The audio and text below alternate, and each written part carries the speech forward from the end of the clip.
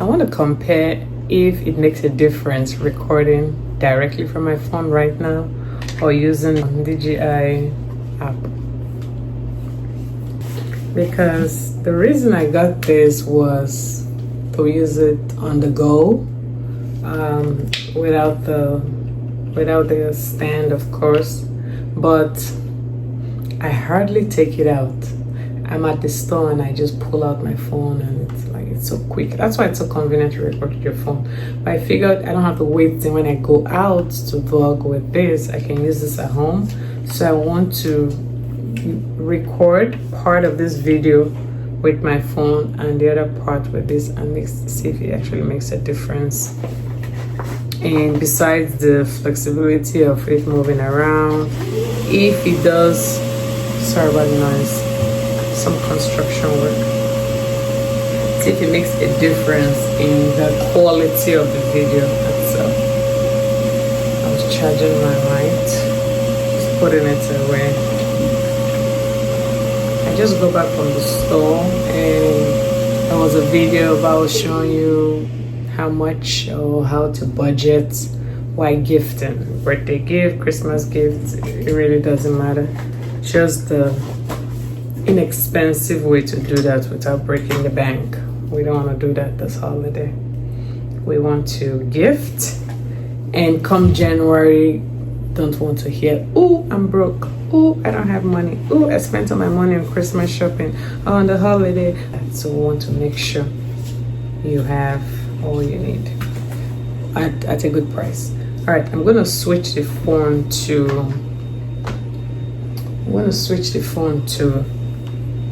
this, to the DJI, and see if connecting the app, because you can't use this without the app. I want to see if it works. All right, let's try that. Right now I'm recording with the DJI Osmo Mobile 3, and I have to use the app in order to use it. So I just wanted to see if it makes a difference in the quality of the video, or if it's just convenience for the functionality and the flexibility of doing what you want it to do when you want it to do it. That makes sense. So anyway, I just got back from the store, and you need to go see the video before this one. I was showing you some really wonderful birthday, anniversary, or Christmas gift ideas that you can get that will not break the bank. We don't want to do that this year. We do not. I am showing you how I do it every year.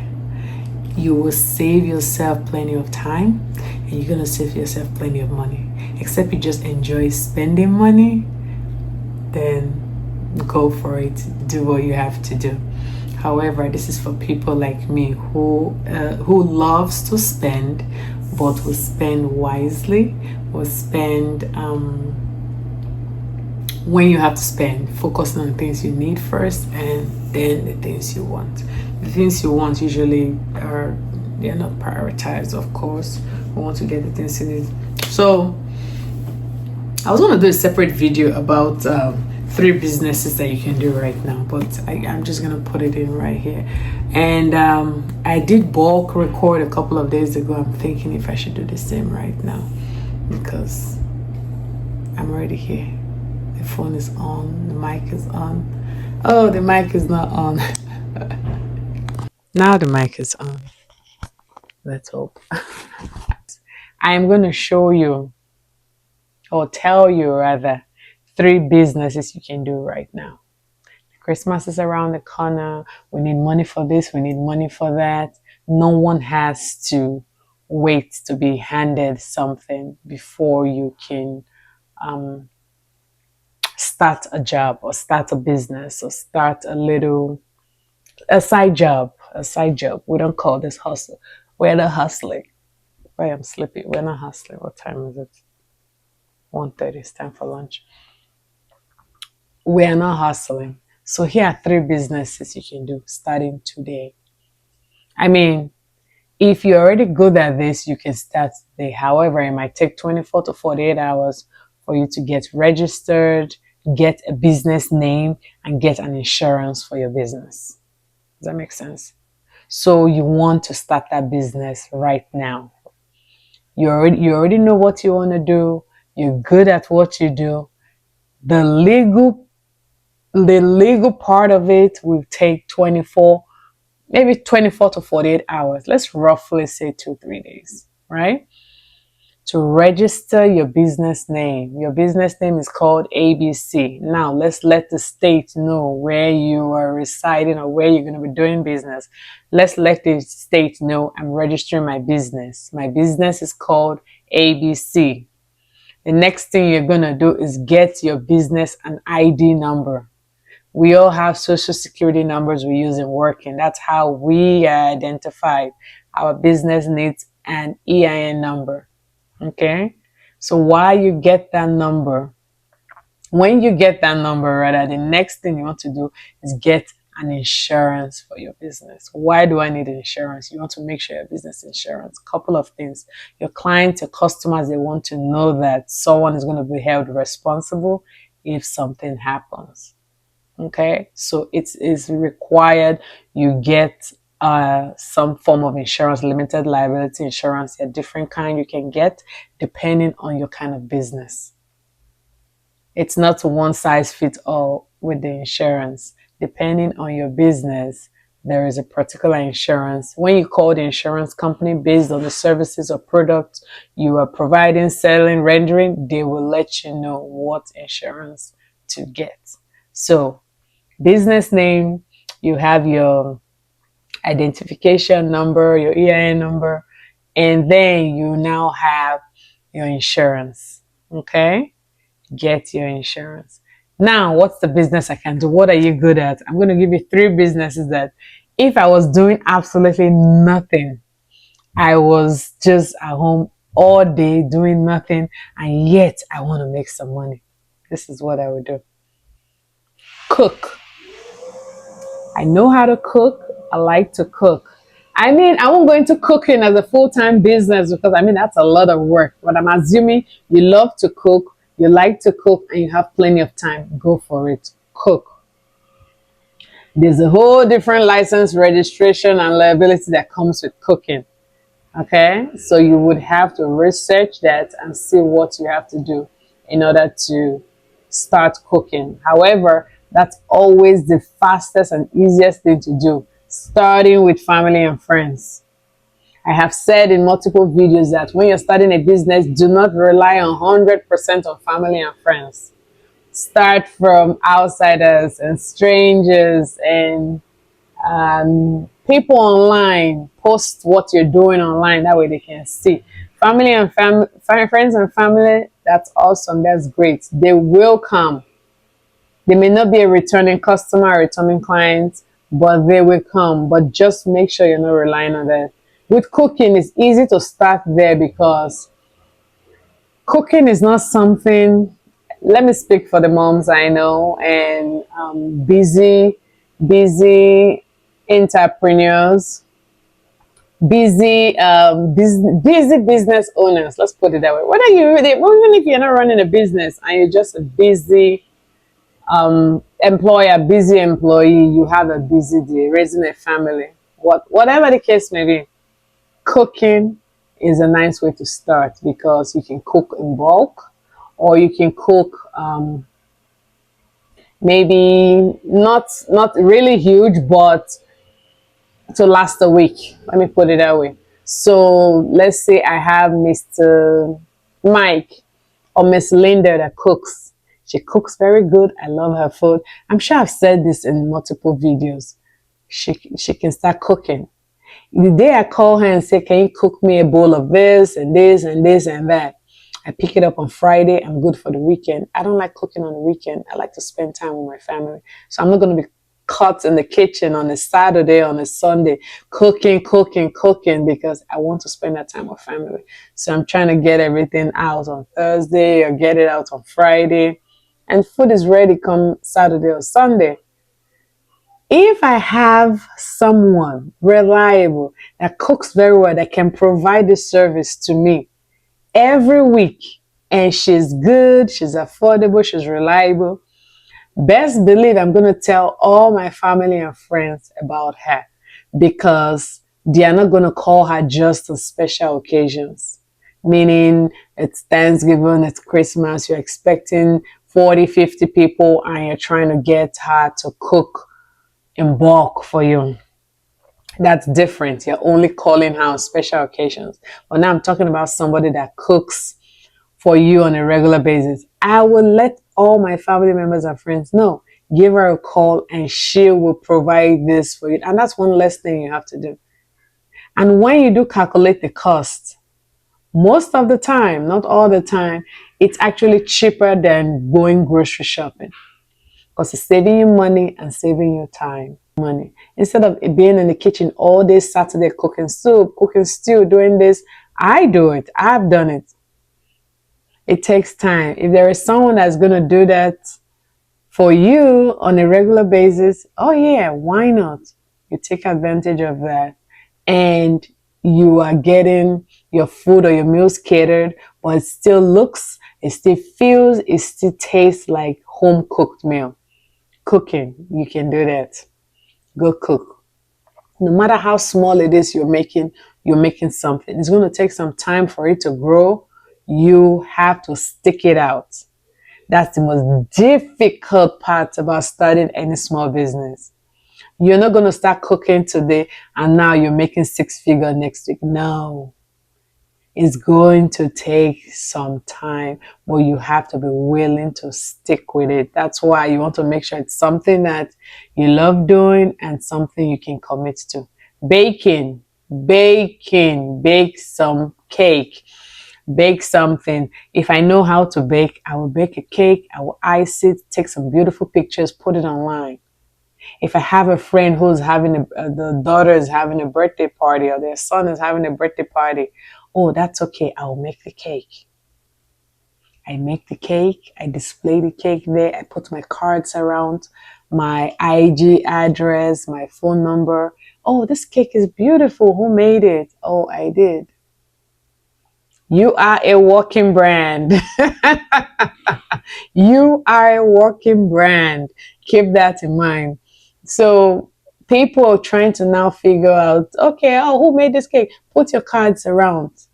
And word of mouth is the number one marketing technique or idea. I still say word of mouth is the best. Social media is great, websites, newspaper, everything. I have done all of them. Word of mouth goes a long way, because your customers, your clients, they kind of know what they're getting, even if it's their first time. That's the wonderful thing about word of mouth. They know what to expect. They know what they're getting because of who referred them. So it's always great. Cooking, baking. Bake something and take them. It might be cake, it might be cookies, and what have you.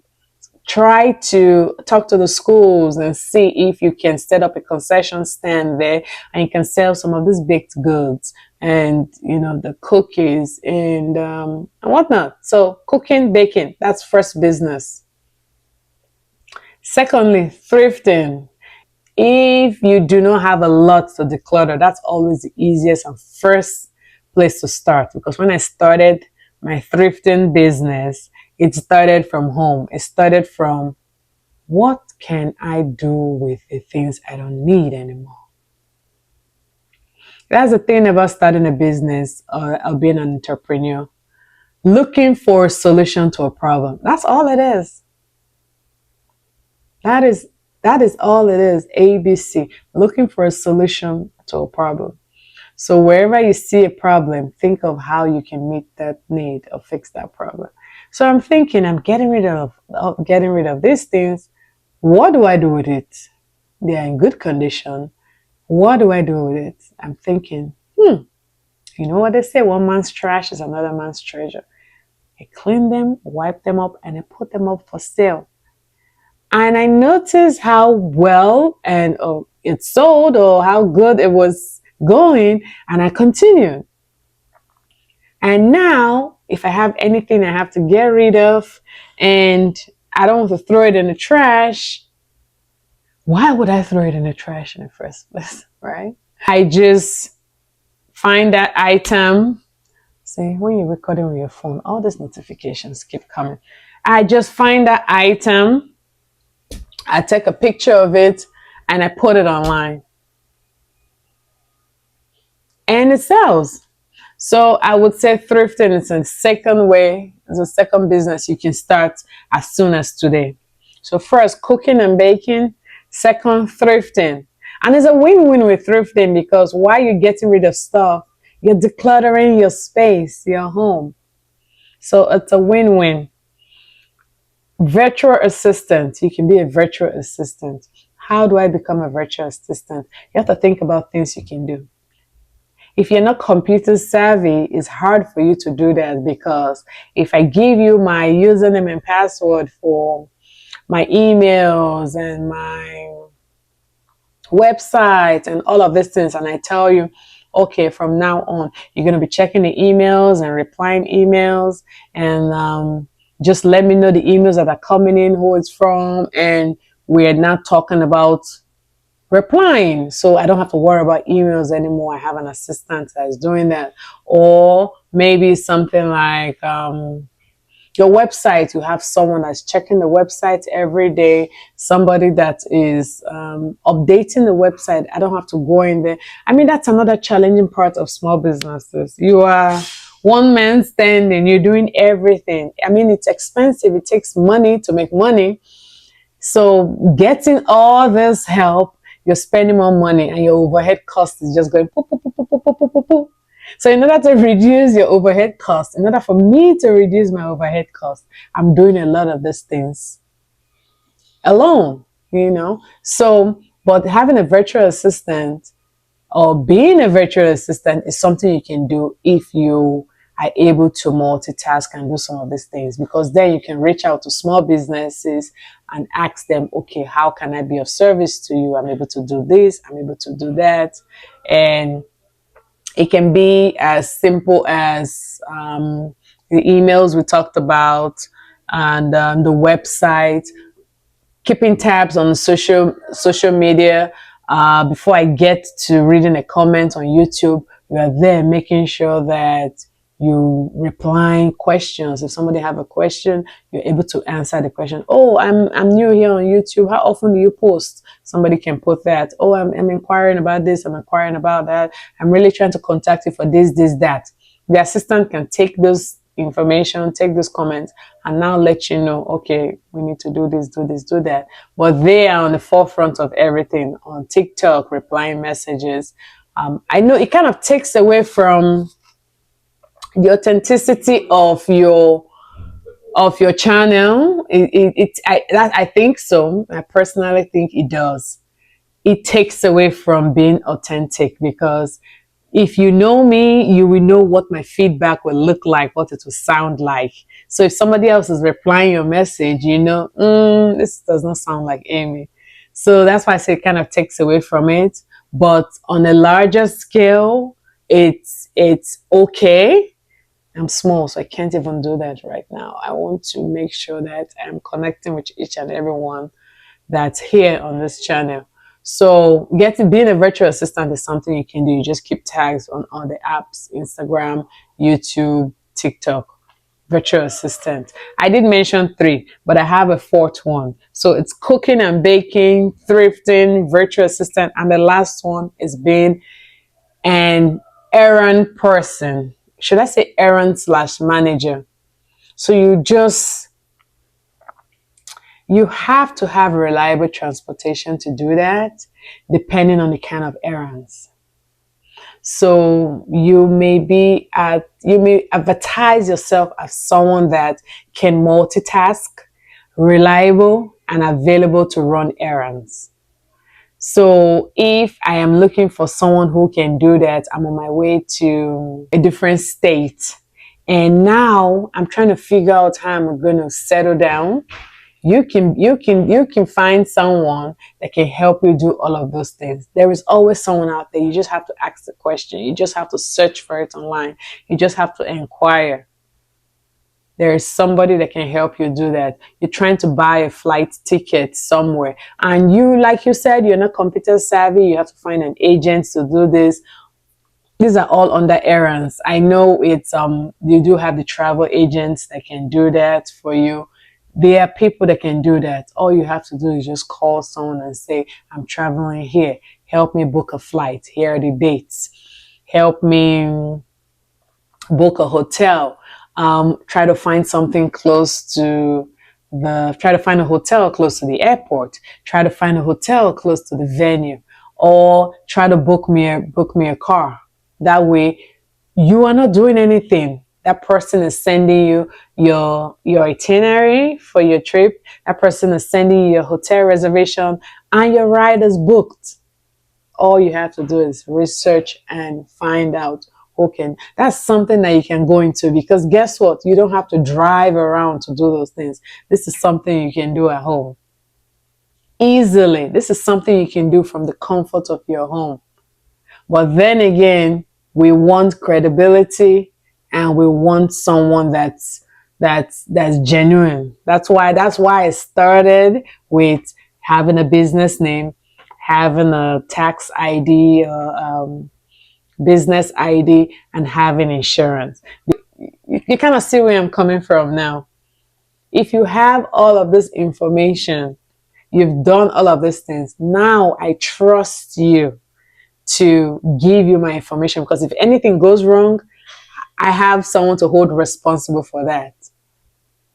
You know what I mean? So try to do that. If you're going to expand and get bigger, it's advisable you do that. But if you're just doing it for fun, I mean, your overhead cost will be the cost of your computer and your Wi-Fi and phone calls. You're going to be on the phone for a while. But that's money you're spending, and that's going to be an expensive hobby if you're not a registered company and you're just doing it for fun. People may be paying you for it, but then you're going to be restricted to just the people who know you and trust you.